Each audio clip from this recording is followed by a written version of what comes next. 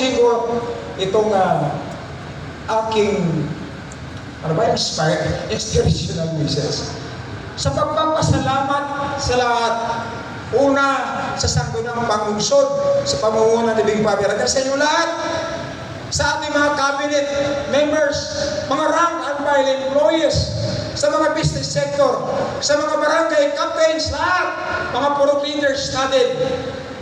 Pati yung wala dito, si Agnes Tagoro, kasi yan yung flagship program ko ni Barangay Purok Sitio Empowerment Program. It is a testament,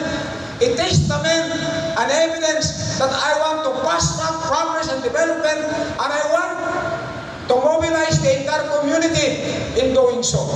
That's why if you move around in the 27 barangay, there is a very rapid change, transformation, and changes that is happening.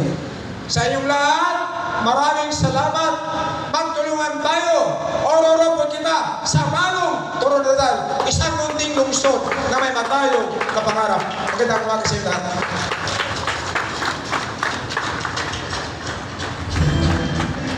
Thank you, Mayor, for a great